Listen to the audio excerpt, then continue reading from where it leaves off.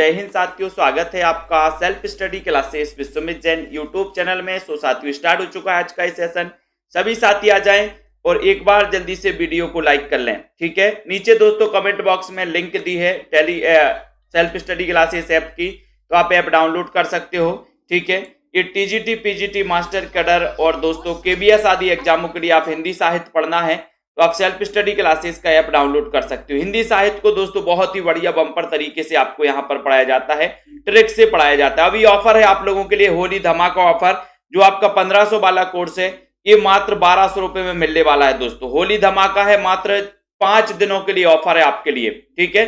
तो 1200 में आप दोस्तों 12 महीने पढ़ सकते हो। इस ऑफर का लाभ सभी लोग लेंगे, ठीक है, मात्र होली के लिए। और पंजाब मास्टर कैडर के लिए मॉडल पेपर लॉन्च किया गया दोस्तों, जिसमें आपके लिए 4500 क्वेश्चन रहेंगे और एक मॉडल पेपर 150 प्रश्नों का रहेगा। ये मात्र 599 में आप परचेस करके दोस्तों अध्ययन कर सकते हो। ये सेल्फ स्टडी क्लासेस का ये वाला जो ऐप है दोस्तों, ये ऐप आपको डाउनलोड कर लेना है सेल्फ स्टडी क्लासेस का। साथ ही दोस्तों हिंदी साहित्य के नोट्स लॉन्च किए गए हैं, जिनमें आपके लिए अगर आप चाहते हैं कि घर बैठे आपको नोट्स प्राप्त हो तो आप हिंदी साहित्य में दोस्तों इस प्रकार से हिंदी भाषा, ठीक है, हिंदी भाषा, देवनागरी लिपि, हिंदी साहित्य, इतिहास, लेखन के स्रोत, आदिकाल, भक्तिकाल, रीतिकाल, भारतेंदु युग, द्विवेदी युग, छायावाद, प्रगतिवाद, प्रयोगवाद, नई कविता, नवगीत, हिंदी साहित्य की प्रवृत्तियां दोस्तों और साठोत्तरी कविता, ठीक है।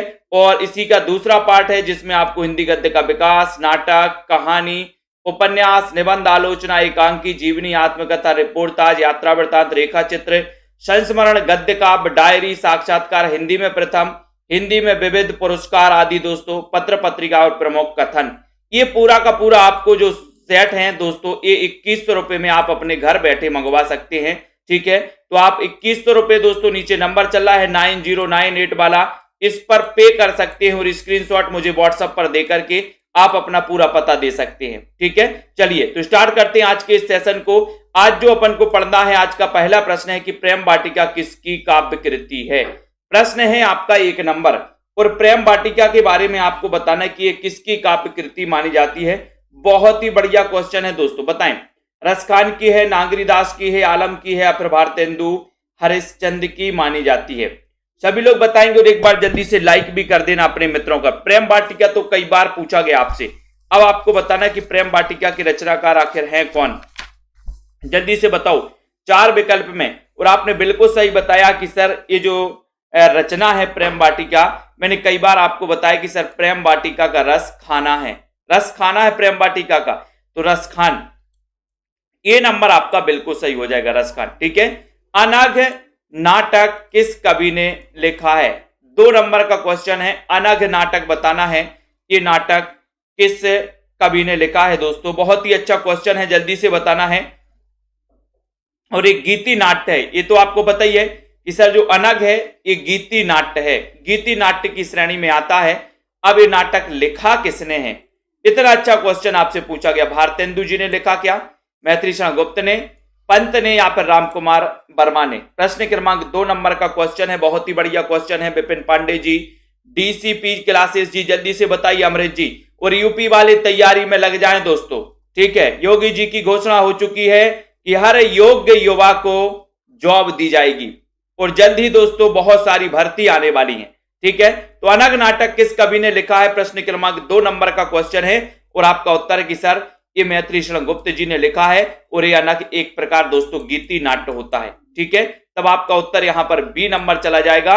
घुमक्कड़ शास्त्र के लेखक बताना है, प्रश्न क्रमांक 3 में। घुमक्कड़ शास्त्र के लेखक कौन है, रामवृक्ष बैनीपुरी, कन्हैया लाल मिश्र प्रभाकर, सत्यदेव परिव्राजक या फिर राहुल सांकृत्यायन।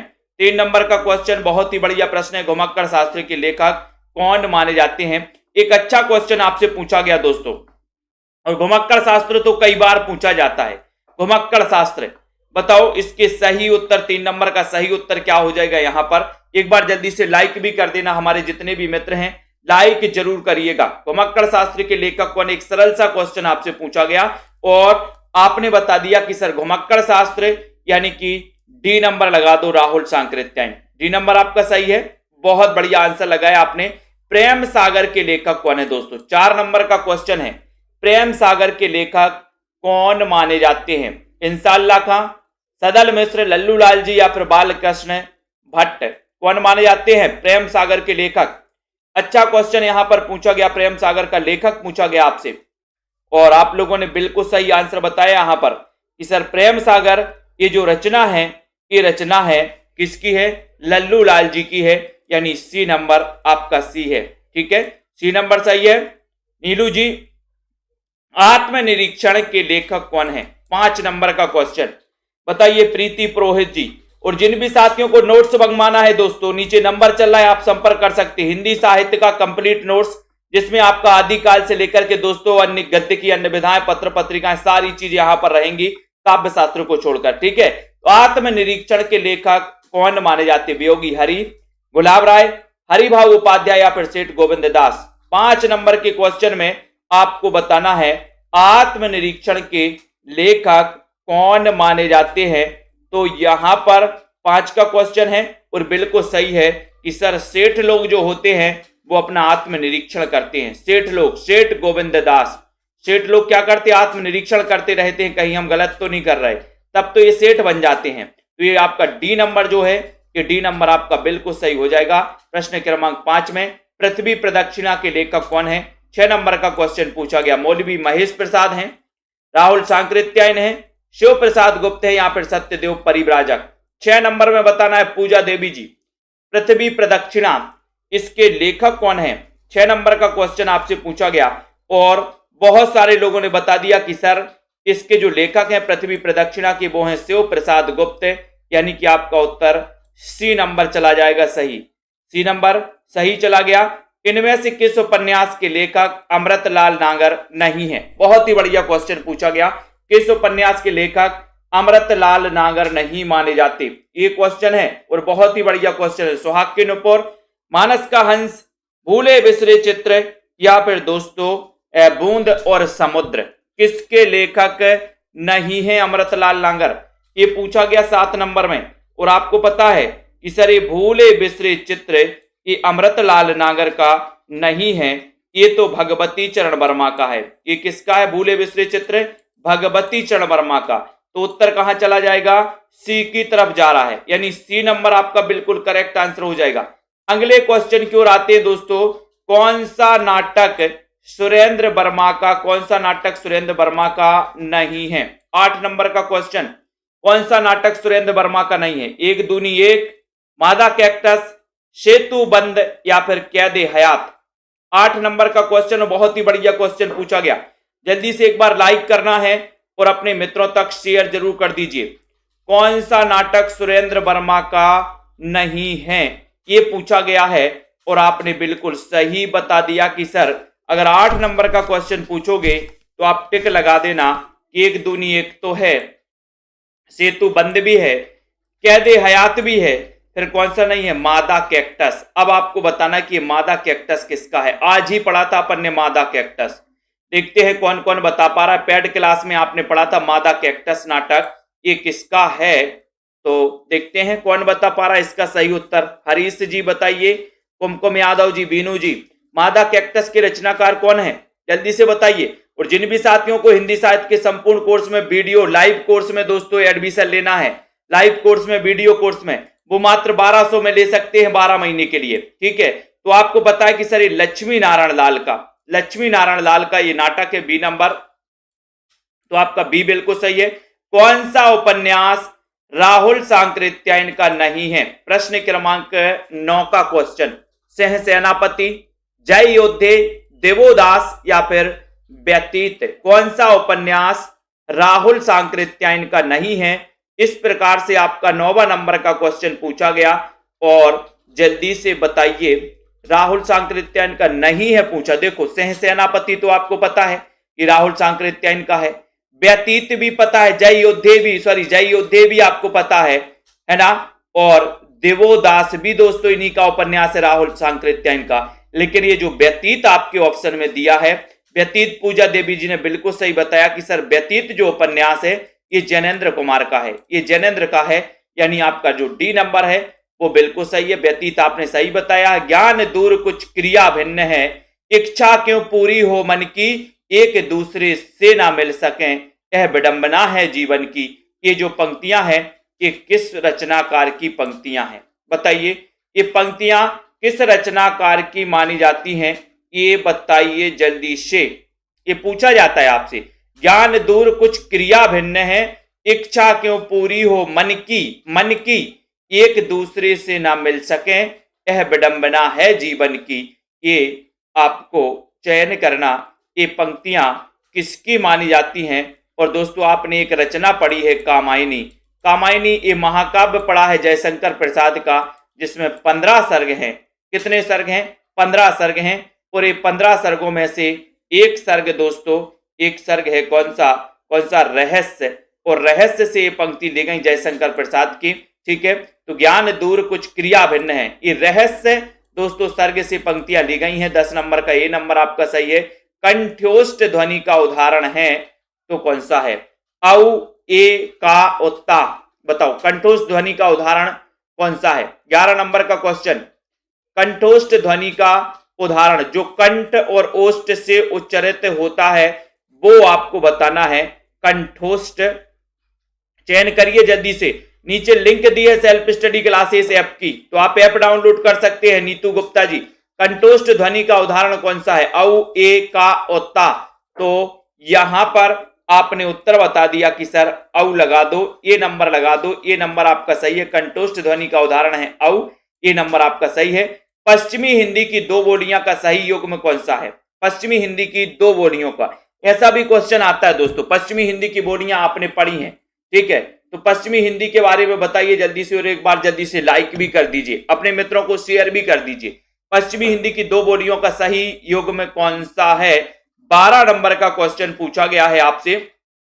और आपको पता है कि सर पश्चिमी हिंदी की जो आपने ट्रिक बताई थी वो थी कानों के खड़ी बुंदेली ब्रजभान हरि के पास। तो आपका उत्तर हो जाएगा कि सर यहां पर ये जो खड़ी बोली और बुंदेली है ये बिल्कुल सही है। ये खड़ी बोली और बुंदेली, ठीक है, ये पश्चिमी हिंदी की 2 बोलियां हैं। ठीक है, डी नंबर आपका सही है।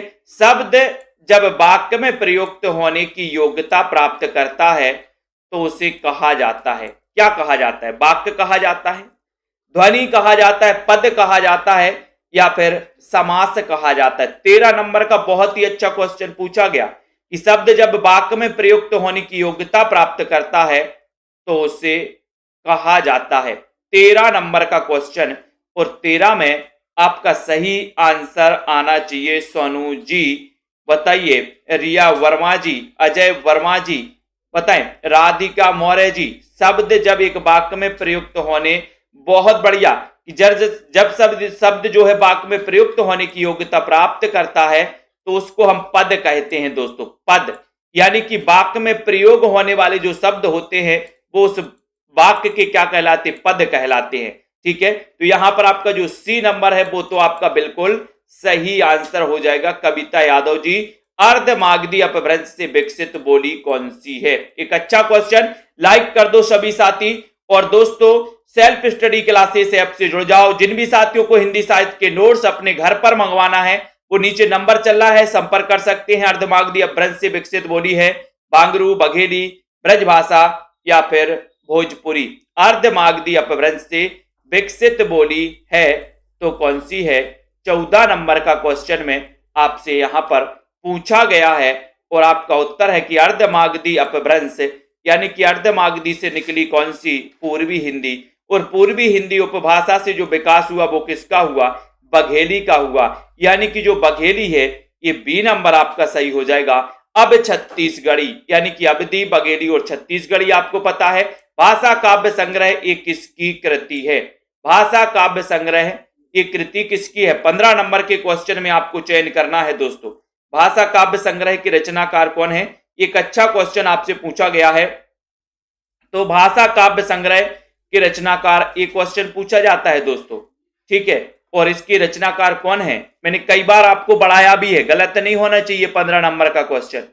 देखते हैं कौन कौन गलत कर रहा है 15 नंबर के क्वेश्चन में। दारसू शर्मा जी बिल्कुल सही जा रहे हैं, बहुत बढ़िया, वेरी गुड।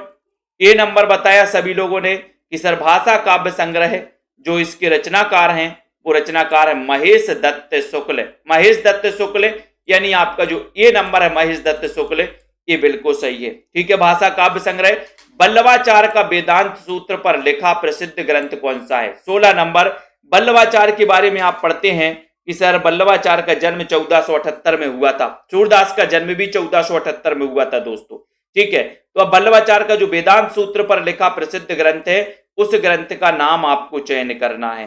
देखते हैं कौन कौन सही बता पा रहा है। एक बार जल्दी से लाइक भी कर दो जल्दी।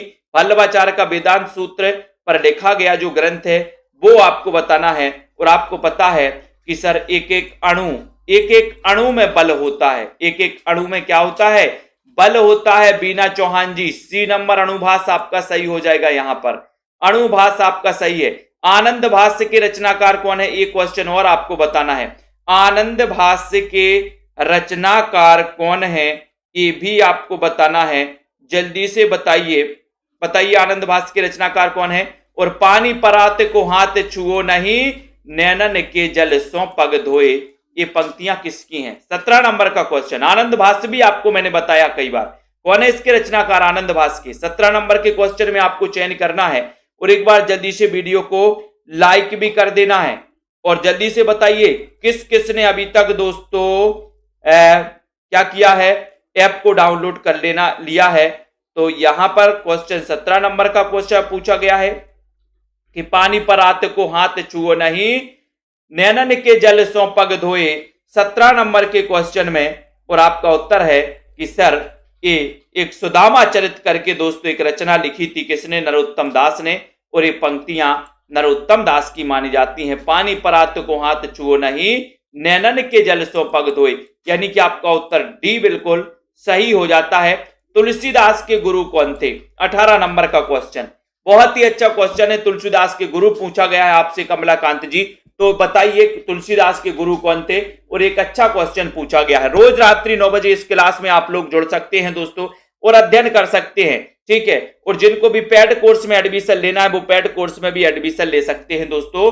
तुलसीदास के गुरु का नाम क्या था? उत्तर है नरहरयानंद, यानी कि सी नंबर आपका सही है। सी नंबर सही है, बहुत बढ़िया। लगभग सभी लोगों ने सही बताया है। 18 का ये बता रहे हैं कौन? स्नेहलता शर्मा जी। ये नहीं, रामानंद नहीं थे तुलसीदास के गुरु। तुलसीदास के गुरु तो नरहरयानंद थे, यानी कि सी नंबर यहां पर आपका सही है। कवित्र रत्नाकर किस कवि की कृति है? 19 नंबर का क्वेश्चन। कवित्र रत्नाकर ये बताना है आपको, जल्दी से बताइए। फटाफट से लाइक कर देना है और शेयर भी कर देना है। बताइए कवित्र रत्नाकर किस काव्य कृति, किस कवि की कृति मानी जाती? केशव दास की, भिखारी दास की, सेनापति या फिर पद्माकर की? जिनको भी दोस्तों हार्ड कॉपी मंगवाना है हिंदी साहित्य के नोट्सों की, वो आज ही संपर्क कर सकते हैं 909860 दोस्तों 9291 पर, ठीक है। और हिंदी साहित्य के नोट्स अपने घर मंगवा सकते हैं मात्र 2100 रुपए पे करके, ठीक है। तो कवित्र रत्नाकर किस कवि की कृति मानी जाती है? और आपने कई बार पढ़ा भी है कि सर 19 में अगर आप उत्तर बताओगे तो आप सेनापति लिख देना, यानी कि डी नंबर लिख देना। फिर अगला क्वेश्चन आपसे पूछा गया है उत्तर कबीर नामक दोस्तों कविता ये किसकी मानी जाती है? उत्तर कबीर नामक कविता किस कवि की है? उत्तर कबीर नामक कविता पूछा गया है, बताओ जल्दी से। और दोस्तों बहुत ही बढ़िया मौका है आप लोगों के लिए कि 1200 का ऑफर आया है हैप्पी होली के साथ ही दोस्तों, है ना। हैप्पी वाला ऑफर आपके लिए आ चुका है। उत्तर कबीर आपसे पूछा गया 20 नंबर के क्वेश्चन में और आपने उत्तर लगा दिया कि सर ये जो उत्तर कबीर नामक कविता है ये कविता है केदारनाथ सिंह पर। बहुत बढ़िया, केदारनाथ सिंह की रचना है दोस्तों। कौन सी? उत्तर कबीर। और ये नंबर आपने लगा दिया जसमेल जी, बहुत बढ़िया। प्रीति पुरोहित जी, ये केदारनाथ सिंह आपका सही है। प्रकाशन वर्ष के अनुसार निम्नलिखित जीवनियों का सही अनुक्रम बताओ। 21 में सही अनुक्रम बताना। ये जीवनी आपके सामने दी है, इन जीवनियों का सही अनुक्रम आपका क्या हो जाएगा? 21 नंबर के क्वेश्चन में, इसी 21 नंबर के क्वेश्चन में आपको बताना है। और देखते हैं सही अनुक्रम कौन कौन बता पाता है यहां पर, बताओ जल्दी से। सही अनुक्रम चयन करना है रजनी जी त्रिपाठी ऑफिशियल, बिल्कुल। जिनको भी नोट्स मंगवाना है संपर्क कर सकते हैं दोस्तों 9098 वाले नंबर पर। और दोस्तों हार्ड कॉपी आप अपने घर पर मंगवा सकते हैं तो यहां पर आपके लिए जीवनियों के पूछा गया है, तो आपने उत्तर डी नंबर लगा दिया, प्रेमचंद घर में, आवारा मसीहा, बटवृक्ष की छाया में और व्योमकेश दरवेश, यानी कि डी आपका बिल्कुल सही आंसर हो जाएगा। ठीक है, बिल्कुल सही आंसर आपने लगाया है दोस्तों। उसके बाद जो आपसे क्वेश्चन पूछा जा रहा है डी नंबर, ये बिल्कुल सही आंसर है, डी आपका राइट आंसर है। प्रकाशन वर्ष की दृष्टि से प्रेमचंद के उपन्यासों का सही क्रम क्या है? 22 नंबर, प्रेमचंद के उपन्यासों का सही क्रम आपको बताना है। प्रेमचंद के बताओ, 22 नंबर का क्वेश्चन है। रंगभूमि है, निर्मला है, कर्मभूमि है, गोदान है, कौन सबसे पहले यहां पर आएगा? तो जल्दी जल्दी से अगर बताएंगे तो मजा आ जाएगा दोस्तों। यहां पर बताओ, एक चीज तो आपको पता है कि गोदान सबसे लास्ट में आएगा, सबसे लास्ट, तो एक और एक, दो तो आपके कट जाते हैं। अब दो में से आपको चयन करना है। ठीक है, तो दो में से चयन करिए कौन सा सही हो जाएगा। यहां पर 22 नंबर का क्वेश्चन है और 22 में दो तो आपके नॉर्मल रूप से काट दिया आपने, तो आपने उत्तर लगा दिया कि सर पहले रंगभूमि, निर्मला, ठीक है, कर्मभूमि, यही है क्या? यही सही है क्या? और फिर गोदान, यानी कि आपका उत्तर सी नंबर सही है। सी नंबर सही है। बहुत सारे लोग डी जा रहे हैं। डी क्यों जा रहे हैं भैया? डी नंबर लगा रहे हैं। ये निर्मला 1927 की रचना है, ठीक है, और ये 1936 की रचना है। कर्मभूमि कब की है? कर्मभूमि ये उपन्यास कब का है?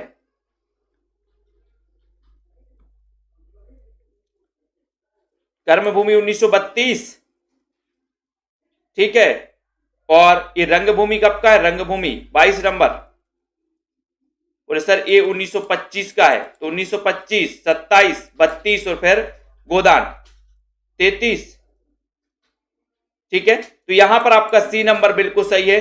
अगले क्वेश्चन की ओर बढ़ेंगे कि इनमें से कौन सी ध्वनि संयुक्त व्यंजन है? संयुक्त व्यंजन बताना है।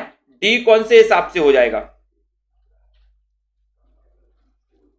बताइए जल्दी से। 1933, जल्दी से यहां पर आपको चयन करना है, इनमें से कौन सी ध्वनि संयुक्त व्यंजन है? संयुक्त व्यंजन बताना है और लाइक कर देना है जल्दी। संयुक्त व्यंजन कौन सा है? एक नंबर का क्वेश्चन आपसे पूछा गया है। एक नंबर के क्वेश्चन में आपको बताना है, तो यहां पर आपका संयुक्त व्यंजन कौन सा हो जाएगा? एक अच्छा क्वेश्चन पूछा गया और उत्तर क्या हो जाएगा? तो उत्तर आपका इनमें से कौन सी ध्वनि संयुक्त व्यंजन है? तो एक का उत्तर है कि सर संयुक्त व्यंजन में ये नंबर आपका सही हो जाएगा, ये नंबर, ठीक है। ये नंबर जिन्होंने लगाया उनका आंसर बिल्कुल सही है। निम्न में से किस भाषा को संविधान की अष्टम सूची में सम्मिलित नहीं किया गया? 2 नंबर का क्वेश्चन पूछा गया है, तो बताइए किसको नहीं किया गया अष्टम सूची में शामिल?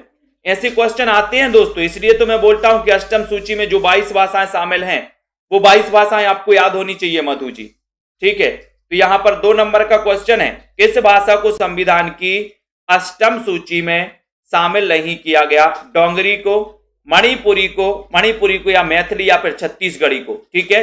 हिंदी साहित्य के जिनको भी नोट्स मंगवाना है वो संपर्क कर सकते हैं दोस्तों, अपने घर पर मंगवा सकते हैं। हार्ड कॉपी आपको भेजी जाएगी, मात्र 2100 रुपए फीस रखी गई है, जिसमें आपके लिए टोटल 35 चैप्टर होंगे। इसमें 35 चैप्टर आदिकाल से लेकर के गद्य की अन्य विधाओं तक, नाटक, निबंध, उपन्यास, ये सारी चीजें रहेंगी। तो यहां पर पूछा गया कि किस भाषा को शामिल नहीं किया गया, तो आपने उत्तर लगा दिया कि छत्तीसगढ़ी को शामिल नहीं किया गया। ये पूर्वी हिंदी की भाषा है और इसको 8वीं अनुसूची में शामिल नहीं किया गया, यानी कि आपका उत्तर डी बिल्कुल सही है। पुष्पदंत की प्रबंध रचना है तो कौन सी है? पुष्पदंत की प्रबंध जो रचना है दोस्तों, वो रचना कौन सी है? संजय पाठक जी बताइए जल्दी से। छवि कुमारी जी 3 नंबर का क्वेश्चन है और 3 नंबर में आप लोग देखते हैं कौन बता दे रहे हैं।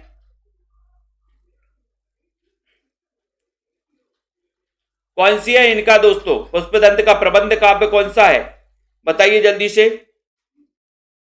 फटाफट बताइए। कॉमेडी गुरुजी, राजस्थान वालों से क्यों नाराज होंगे हम? पुष्पदंत का प्रबंध काव्य बताना है। और देखो पूजा जी पयोमचर्यू बता रही, पुष्पदंत की है क्या पयोमचर्यू रचना? नहीं है ना, तो कौन सी है? लय कुमार चर्यू। लय कुमार चर्यू ये दोस्तों पुष्पदंत का है। बी नंबर आपका सही है, बी नंबर, ठीक है। सी देखा, सी बता रहे बहुत सारे लोग। अरे ये पयोमिचर्यु तो स्वयंभू का है भैया, तो यहाँ पर बी नंबर आपका सही होना चाहिए। ठीक है, और यहाँ पर बता रहा है कि जो दोस्तों ब्रह्मणे ही माँ जाड़ंत ही भेऊ ए वही पड़ेऊ ए चेव बेऊ, मट्टी पानी कुछ लई पड़ंत और घर ही बईसी अग्गी हुड़ंत। ये पंक्तियां किस कवि की हैं? 4 नंबर में पूछा गया। ये पंक्तियां किस कवि, गोरखनाथ की है क्या, सरहपा की है, कबीरदास या फिर रैदास, किसकी मानी जाए बताओ। ये पंक्तियां हैं किसकी, ये पंक्तियां किसकी मानी गई हैं? ये क्वेश्चन पूछा गया, 4 नंबर का क्वेश्चन, और बहुत ही बढ़िया क्वेश्चन है।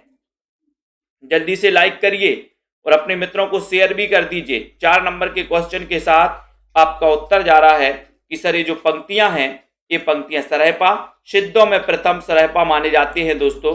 ठीक है, और ये राहुल सांकृत्यायन ने हिंदी का प्रथम कवि भी सरहपा को माना, यानी कि आपका उत्तर बी नंबर बिल्कुल सही चला जाएगा। मुसलमान अनुयायी कबीरदास को किनका शिष्य मानते हैं? 5 नंबर का क्वेश्चन, बताओ क्या है सही आंसर यहां पर 5 नंबर में, बताओ जल्दी से। मुसलमान अनुयायी कबीरदास को किनका शिष्य मानते हैं? तो यहां पर बहुत ही अच्छा क्वेश्चन, ये क्वेश्चन आया हुआ है, और बताइए। तो आपको पता है कि सर नॉर्मल अगर क्वेश्चन आता है कि कबीरदास के गुरु कौन थे, तो अपन लगा देते रामानंद, लेकिन मुसलमान अनुयायी जो मानते हैं कबीरदास को किनका शिष्य मानते हैं, यानी कि कबीरदास के गुरु कौन मानते हैं, तो शेख तकी को मानते हैं। ये नंबर आपका सही है। ठीक है, फोर्ट विलियम कॉलेज के किस शिक्षक के माध्यम से हिंदी भाषा की पाठ्य पुस्तकों का प्रकाशन आरंभ हुआ दोस्तों? किस शिक्षक के माध्यम से हुआ था? 6 नंबर का क्वेश्चन पूछा गया, 6 में बताओ फोर्ट विलियम कॉलेज के किस शिक्षक के माध्यम से हिंदी भाषा की पाठ्य पुस्तकों का प्रकाशन आरंभ हुआ था? एक अच्छा क्वेश्चन पूछा गया। Lord Macaulay? नहीं। George Grierson? नहीं। फिर फादर कॉमिल बुल्के? नहीं। तो उत्तर कहां चला गया? फिर उत्तर कहां चला गया? उत्तर चला गया गिलक्राइस्ट। बिल्कुल, ये यूजीसी नेट से संबंधित पेपर है दोस्तों। गिलक्राइस्ट आपका डी नंबर बिल्कुल सही है। संशय आत्मा किस कवि की रचना है? 7 नंबर का क्वेश्चन आपको बताना है। संशय आत्मा किस कवि की रचना है? अशोक वाजपेयी की, कुमार नारायण, ज्ञानेंद्र पति या फिर उदय प्रकाश?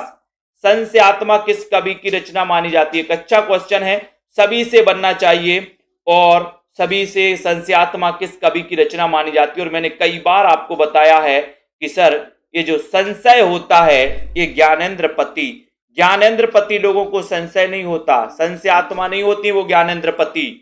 ठीक है, तो यहां पर संशयात्मा किस कवि की रचना है ये पूछा गया, और आपका उत्तर है ज्ञानेंद्र पति, यानी कि आपका जो सी नंबर है वो बिल्कुल सही है। सी सही है, बहुत बढ़िया। अगले क्वेश्चन की ओर आते हैं। अगला क्वेश्चन आपसे पूछा गया है दोस्तों, यहां पर आता है एकांकी में अनविति अथवा संकलन त्रय के अंतर्गत काल स्थान के साथ किसके निर्वाह की गणना की जाती है? एकांकी में पात्र की, कार्य की, प्रकृति की या फिर पताका की? बहुत बढ़िया क्वेश्चन। एकांकी में अनविति अथवा संकलन त्रय के अंतर्गत काल स्थान के साथ किसके निर्वाह की गणना की जाती है? 8 नंबर के क्वेश्चन में तो उत्तर आपका क्या हो जाएगा? संकलन त्रय के अंतर्गत किसकी गणना की जाती है? राज रानी जी बताइए, पुष्पा मौर्य जी, पूनम जी, पूर्णिमा जी, तो वो की जाती है प्रकृति की नहीं, कार्य की जाती है। कार्य की कुरैशी जी, कार्य की जाती है। संकलन त्रय के अंतर्गत काल स्थान के साथ किसके निर्वाह की गणना की जाती है? तो कार्य की जाती है, यानी बी नंबर आपको पता है। प्रकृति, पताका, ये सारी चीजें मैंने आपको पढ़ाई हैं। इनमें से कौन अनुभाव का एक भेद है? अनुभाव का भेद बताइए। निर्वेद, उन्माद, आहार या फिर दोस्तों क्रीड़ा? प्रश्न क्रमांक 9 का क्वेश्चन, अनुभाव का एक भेद कौन सा है? 9 नंबर के क्वेश्चन में आपसे पूछा गया, 9 नंबर का क्वेश्चन आपसे पूछा गया दोस्तों, जल्दी से बताइए। तो आपको पता है कि सर अनुभाव का एक जो भेद होता है वो कौन सा होता है? बताइए। विशाखा जी प्रजापति बताएं। शिव कुमार जी, अंकित कुमार जी भी आ गए, बिल्कुल, बहुत बढ़िया। 4 नंबर का क्वेश्चन, और अनुभाव का एक भेद है तो वो है आहार। यानी कि डी नंबर आपका बिल्कुल सही है। डी नंबर बिल्कुल सही है। मैंने कई बार आपसे बोला है कि संचारी भाव आपको पूरे याद होनी चाहिए, अनुभाव के कितने भेद होते हैं वो भी आपको पता होनी चाहिए, ठीक है, और 8वीं अनुसूची में कितनी भाषाएं सम्मिलित हैं वो भी आपको याद होनी चाहिए, ठीक है। शब्द में जहां मूल अर्थ नहीं बल्कि उसका व्यंग्यार्थ अभिप्रेत होता है तो वहां कौन सी शब्द शक्ति होती है। 10 नंबर के क्वेश्चन में क्वेश्चन पूछा गया आपसे, तो 10 नंबर में बहुत ही क्वेश्चन को अच्छे से पढ़ना। शब्द में जहां मूल अर्थ नहीं बल्कि उसका व्यंग्यार्थ अभिप्रेत होता है वहां कौन सी शब्द शक्ति होती है। नीचे सेल्फ स्टडी क्लासेस ऐप की लिंक दी है, तो आप self study classes app download कर सकते हो दोस्तों, जहां पर आप हिंदी साहित्य पढ़ने के लिए लाइव कोर्स को दोस्तों ज्वाइन कर सकते हो।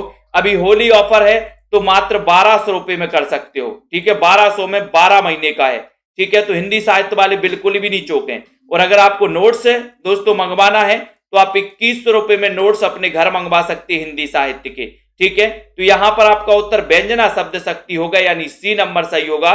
जयशंकर प्रसाद कृत उर्वशी किस विधा की रचना है। 11 नंबर, ये उर्वशी दोस्तों 1909 की रचना मानी जाती है, 1909। तब मैंने याद करवाया था कि उर्वशी, बोले सर नो, और मतलब हृदय और बसी मतलब बसी, हृदय में बसी, बोले sir no, Urvashi, Urvashi no, तो 1909 की रचना है। किस विधा की रचना है तो आपको पता है, एक उर्वशी दिनकर की रचना 1961 की।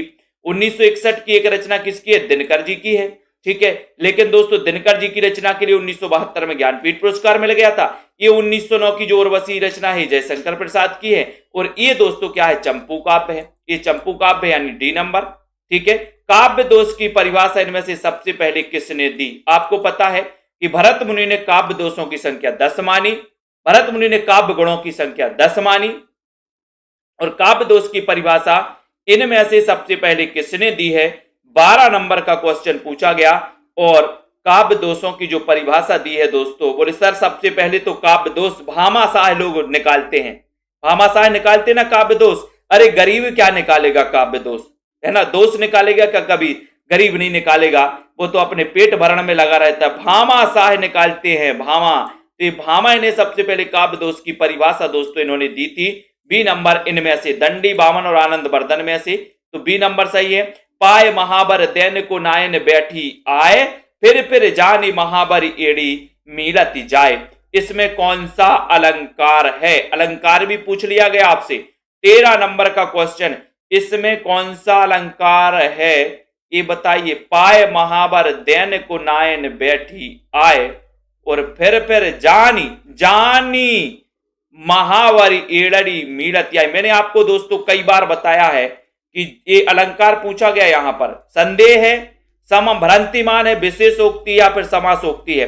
मैंने संदेह और भ्रांतिमान में कई बार आपको बताया है कि संदेह में जो भ्रम है वो पक्का हो जाता है, लेकिन भ्रांतिमान में दोस्तों जो भ्रम है वो पक्का नहीं हो पाता, ठीक है। तो यहां पर जानी यानी जानी से समझ जाना कि ये वर्ण जो आया, मैंने कुछ वर्ण बताए थे कि अगर दोहा में इस प्रकार के वर्ण आते हैं तो वहां भ्रांतिमान होता है, और इस प्रकार के आते हैं तो संदेह होता है। तो यहां पर भ्रांतिमान यानी कि दोस्तों भ्रांतिमान में भ्रम पक्का हो जाता है और संदेह में संदेह बना रहता है लास्ट तक, ठीक है।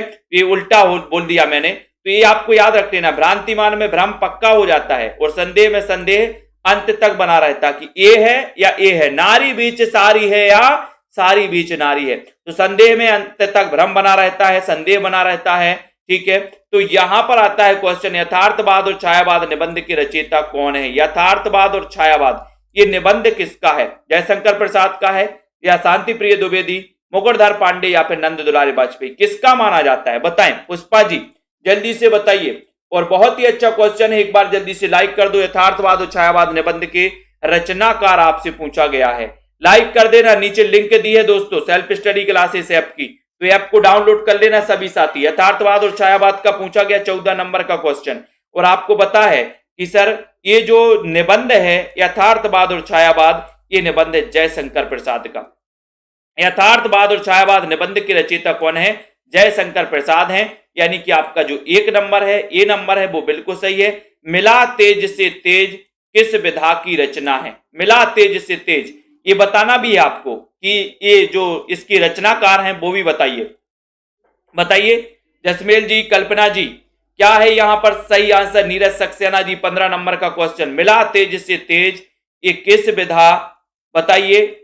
विशाखा जी, ये लाइव क्लास होती है रोज रात्रि 9 बजे, ठीक है। और पेड क्लास की जो लाइव क्लास होती है शाम को 5 से 5:40 होती है, शाम को 6:30 से 7:10 बजे तक होती है दोस्तों, ठीक है। तो यहां पर मिला तेज से तेज पूछा गया है और इसकी जो रचनाकार हैं ये सुधा चौहान है। और सुधा चौहान ने दोस्तों सुभद्रा कुमारी चौहान के जीवन पर आधारित ये दोस्तों क्या लिखी थी? ये क्या लिखी थी 15 नंबर का? आपने बताया कि सर जीवनी लिखी थी, तो ये नंबर बिल्कुल करेक्ट आंसर है। फिर अगले क्वेश्चन की ओर थोड़ा सा बढ़ेंगे। छायावाद का पतन पुस्तक के लेखक कौन है? 16 नंबर का क्वेश्चन, छायावाद का पतन पुस्तक के लेखक कौन है? शांति प्रिय द्विवेदी है, रामविलास शर्मा है, नंदुलारे वाजपेयी या फिर डॉक्टर देवराज हैं। छायावाद का पतन पुस्तक के जो लेखक माने जाते हैं वो लेखक कौन है? राजीव जी, विजय लक्ष्मी जी, बताइए। सीमा जी, रीना मंडियाल जी, रीता कांत जी, अर्पिता दुबे जी। 16 नंबर में छायावाद का पतन पुस्तक के लेखक।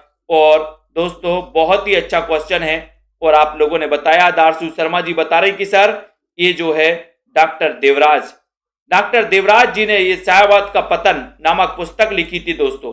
बोले छायावाद का पतन देव, छायावाद का पतन देव, देव से बनेगा क्या? डॉक्टर देवराज बिल्कुल सही बताया कॉमेडी जी, ठीक है। एक पत्नी के नोट्स, ये किसकी रचना है? 17 नंबर। और मैंने कई बार याद भी करवाया आपको, एक पत्नी के नोट्स किसी को नहीं देना, नहीं तो फिर देखना घर की ममता कालिया बन जाएगी। अगर किसी पत्नी के नोट्स किसी को दिए तो घर की ममता कालिया बन जाएगी। बोले सर, और कालिया बनने नहीं देना तो पत्नी के नोट्स किसी को देना नहीं, गलती मत कर देना सौरभ वर्मा जी ऐसी, ठीक है। बोले सर नहीं देंगे। एक पत्नी के नोट्स ममता कालिया और एक पति के नोट्स महेंद्र भल्ला, ठीक है। तो ये 17 नंबर का क्वेश्चन अपन को याद रख लेना। एक पत्नी के नोट्स, ये जो उपन्यास है दोस्तों, ये उपन्यास ममता कालिया का है, ठीक है। और निर्मल वर्मा का पहला कहानी संग्रह कौन सा है? 18 नंबर में आपसे क्वेश्चन पूछा गया और एक अच्छा क्वेश्चन है। निर्मल वर्मा का पहला कहानी संग्रह जलती झाड़ी है, बीच बहस में परिंदे या फिर कब्बे और काला पानी। 18 नंबर, निर्मल वर्मा का पहला कहानी संग्रह कौन सा माना जाता है? एक अच्छा क्वेश्चन आपसे पूछा गया है और आपका उत्तर है कि सर निर्मल पानी पिलाते हम सबसे पहले किनको? परिंदों को। निर्मल पानी हम सबसे पहले परिंदों को पिलाएंगे, ठीक है। तो ये याद करो, निर्मल वर्मा का पहला कहानी संग्रह और परिंदों को पिलाएंगे निर्मल पानी। तो निर्मल से आपका सी नंबर, परिंदे इनकी पहला कहानी संग्रह माना जाता है ये, तो सी आपका सही है। रस निष्पत्ति के संदर्भ में भुक्तिवाद किस आचार्य का मत है? भुक्तिवाद के प्रवर्तक कौन है? सीधा सीधा क्वेश्चन पूछा है। तनु जी बताइए, भुक्तिवाद के प्रवर्तक कौन है? बलजीत जी। प्रश्न क्रमांक 19, निशा जी बताएं, लाइक करना है जल्दी से, लाइक भी किया करो संजय पाठक जी, है ना। रवि जी 19 नंबर में रस निष्पत्ति के संदर्भ में भुक्तिवाद किस आचार्य का है? तो भुक्तिवाद, बोले सर ये जो 19 नंबर क्वेश्चन पूछा ये भट्ट नायक का भुक्तिवाद। सी लगा दिया, बहुत बढ़िया answer, very good. Ankita Sharma ji C number सही है। स्वर भंग किस प्रकार का अनुभव है? 20 नंबर में बताइए, स्वर भंग ये किस प्रकार का अनुभव? कायक है, वाचक है, आहार है या फिर सात्विक है? किस प्रकार का अनुभव है स्वर भंग 20 नंबर में।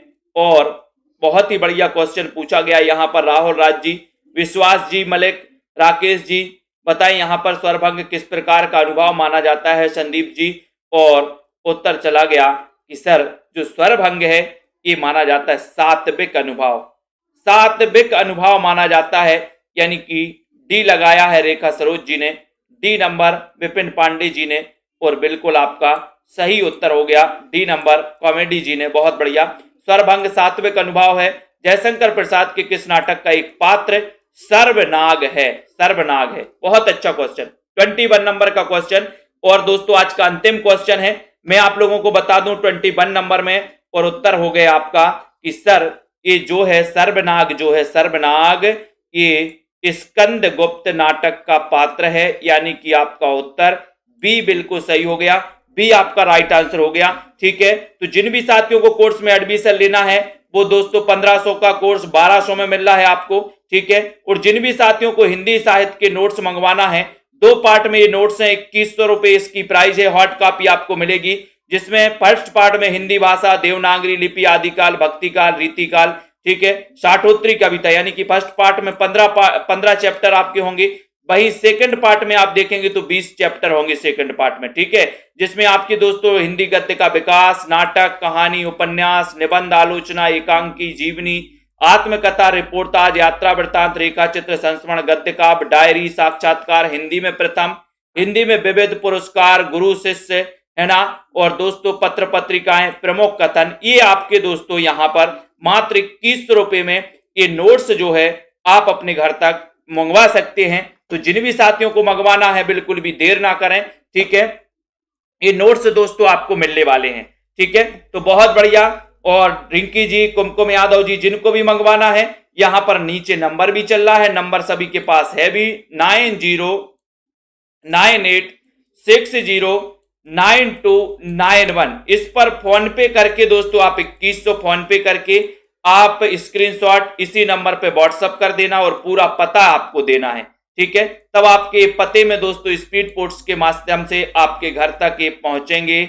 विश्वास मलिक जी, श्वेता जी, विशाखा, आरती, अनुराग जी, रेखा जी, अंकिता, अर्पिता जी, तनु जी, दारसु, अशोक जी, श्वेता जी, विनीता जी, संदीप जी, रिया वर्मा जी, राहुल जी, निधि जी, मंजू, रीताकांत जी, नीरज जी, अंजनी जी, ठीक है, रावंत जी, रेखा जी, अर्पिता जी, पूनम जी, श्वेता जी, जसमेल जी, बहुत बढ़िया, बिल्कुल, अंकित कुमार जी, है ना, शिव कुमार जी, अनुराग जी, विशाखा जी, मधु जी, ममता कॉमेडी जी, दारसू जी, सभी को बहुत बहुत धन्यवाद। रीमा पाल जी, ठीक है, लवली ठाकुर जी, पूजा जी, बिल्कुल बहुत बढ़िया, ठीक है। तो ये नोट्स दोस्तों आपको 21 रुपए में आप परचेस कर सकते हैं और बहुत ही बढ़िया नोट्स बनाए गए हैं दोस्तों। और जहां जहां भी बीच बीच में पूरी जहां जहां जो ट्रिक निकलती है वो ट्रिक भी आपको इसमें मिलने वाली है, ठीक है। ट्रिक भी जितनी जितनी दोस्तों ट्रिक है तो ट्रिक भी इसमें समाहित की गई हैं, जो भी बहुत ही बढ़िया। और दोस्तों मैंने खुद अपने हाथ से पूरी कई पुस्तकों का निचोड़ बनाया है ना। कई दोस्तों एग्जामों में आए हुए प्रश्नों का निचोड़ इसमें किया गया है और इसमें बहुत ही बढ़िया ट्रिक भी दोस्तों बनाई गई हैं, जो भी कोड बनाए गए हैं, ट्रिक बनाए गए हैं, वो ट्रिक भी इसमें समाहित हैं। तो जिन भी साथियों को करना है, जो भी साथी पढ़ना चाहते हैं, ठीक है, वो इन नोट्सों को परचेस कर सकते हैं। और जिन भी साथियों को लाइव कोर्स में एडमिशन लेना है वो लाइव कोर्स में एडमिशन ले सकते हैं। गीता देवी जी, राजीव जी, निधि जी, रौनक जी, ममता मेहता जी, पूनम शर्मा जी, अशोक जी, ठीक है, धन्य कुमार सोनू जी, ठीक है, निधि जी, अमन खान जी, सभी साथियों को धन्यवाद। पढ़ते रहें, अध्ययन करते रहें, लाइक करते रहें विजेंद्र जी, ठीक है, शेयर करते रहें। और आज के इस वीडियो के लिए बस इतना ही साथियों। जय हिंद।